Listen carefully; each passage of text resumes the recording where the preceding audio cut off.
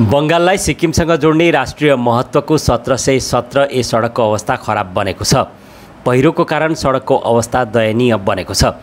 उत्तर पूर्वी भारतमा देशलाई सुरक्षित राख्न भारत सरकारको सडक मन्त्रालयले सडक नम्बर 1717 निर्माण गर्नुको पछाडि राष्ट्रिय सुरक्षाको विशेष मापदण्ड राखेको बुझिएको छ।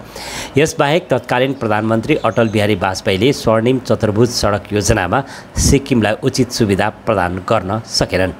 त्यसकारण यस सडकको निर्माण यस तथ्यमा आधारित छ कि 1717 सडक सिक्किमको आपूर्ति पूरा गर्नेछ।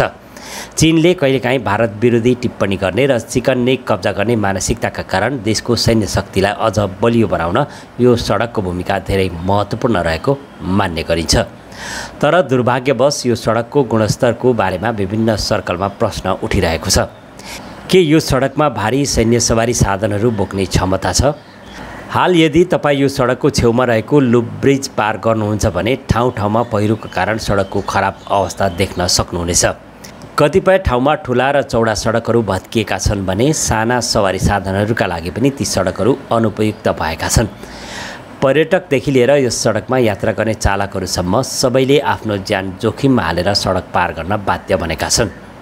यदि राष्ट्रिय राजमार्ग 10 बन्द भयो भने सिक्किम र गान्तोक जाने एकमात्र बाटो यही हो। तर अहिलेको अवस्थामा यदि प्रशासन सक्रिय भएन भने सञ्चार प्रणाली पूर्ण रूपमा काट्न धेरै समय लाग्दैन।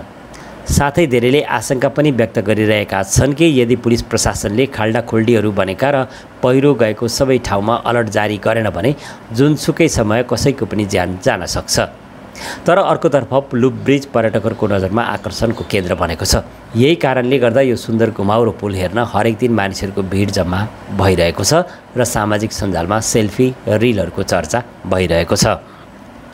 দাদা, রাস্তার কন্ডিশন তো খুবই ভয়াবহ।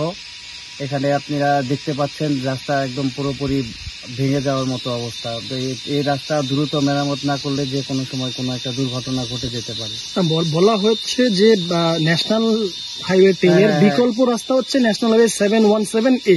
এই রাস্তা দিয়ে সিকিম, গ্যাংটক বিভিন্ন জায়গাতে যাওয়া যায়।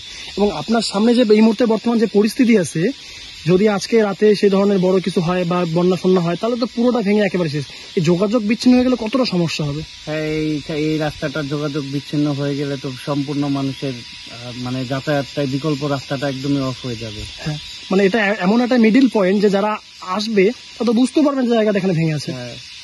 তো অতি সত্বর প্রশাসনের দৃষ্টি আকর্ষণ করা উচিত এই রাস্তাটা ঠিক করার জন্য।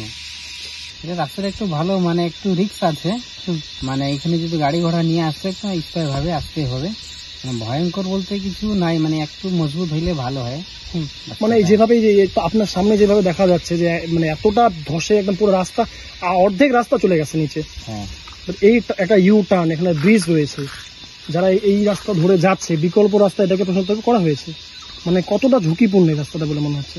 এটা তোমার বেশিতে টার্নিংটাও বেশি আছে, তো তোমার রাস্তাটা হিসাবে অনেক জায়গাটায় ধসে গেছে, মাঝখানে ফাইটে গেছে আবার।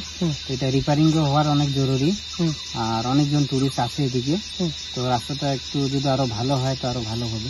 মানে যে জায়গাগুলোতে ধস করা হয়েছে, এই যে মানে ধসে ভেঙে গিয়েছে, এটাকে প্রশাসনের তরফ থেকে আরো একটু মানে চিহ্নিতকরণ করলে কেমন হয়? আর একটু মানে ভালো করে বানাইলে একটু ভালো হয়।